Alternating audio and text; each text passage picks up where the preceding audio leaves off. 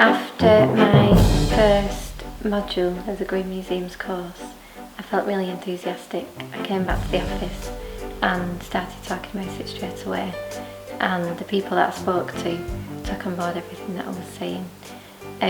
The very first thing I think I did that was quite important was that we needed to refurbish our office, and in doing that I made sure that we were working together to try and reuse materials as much as possible.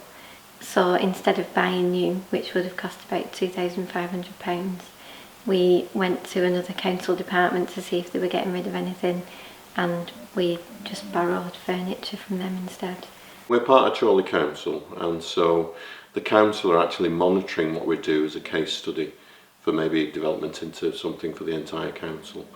But from the museum's point of view, we've kind of got medium, long-term goals, but the short-term quick wins we've already implemented, and that's been things like energy efficient lights and recycling initiatives. First of all, looked at putting PIR sensors in the corridors of the hall, because it doesn't matter if those lights are going on and off. I think it's important in period rooms to leave the lights on, but maybe look at LED lights. At the moment, for a quick win, we're changing light bulbs as and when they go, and when they get replaced they're energy saving. Medium term things which we're keen to do would be things like insulation in the loft space, maybe controls on the radiators. One of the main things we're looking at is installing thermostatic balance onto these radiators. The radiators are really old and the heating system's quite old, and it just means that the heating's on or off completely. And I've always thought it's not good for the collection when some rooms are quite hot, others are quite cold, or if the heating goes off overnight for whatever reason, then the temperature drops. So I've had a look at the temperature of every single room in the house, because we've got monitors that test the humidity and temperature, and I've worked out that each room on a whole, the temperature can be turned down by 3 degrees, and if we do that we can save 8% on our energy bill per degree. And then long-term goals, maybe like a biomass boiler in the future. So it is well ingrained in the forward thinking.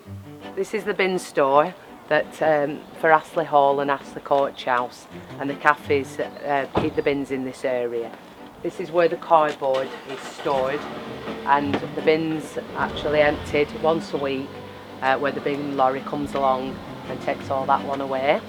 I wanted to be more involved in this project due to a safer and healthier environment, which makes it easier at home, because if I'm actually doing it at home, I'm going to fetch it into my workplace.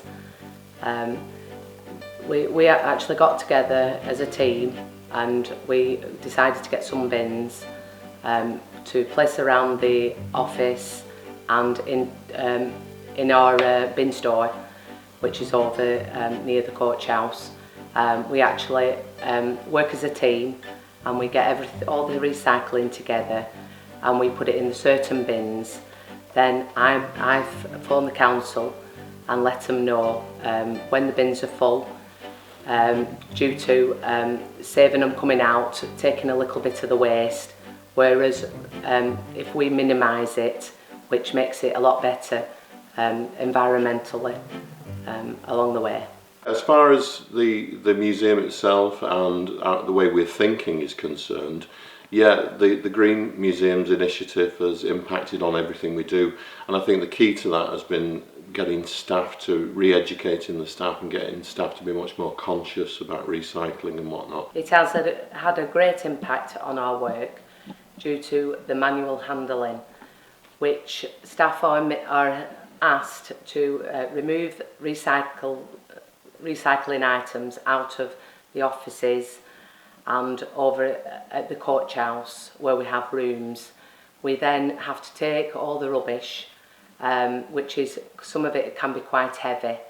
So if it is heavy and we can't actually lift the load, we will actually use trolleys to move it to the bin store. It's changed everything I do at home, and I've got all of my friends and family on board. We recycle absolutely everything down to a receipt in my pocket. We've got a separate bin for it now that we save it and then we go and recycle it. We started shopping at the farmers market instead of going to the supermarket.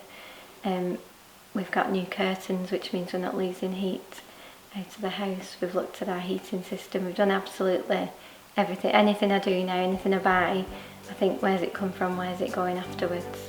And it's just changed everything I do, which I've then brought into work. And I think by talking to everybody and getting people on board, I think people are starting to think that like that at the museum as well.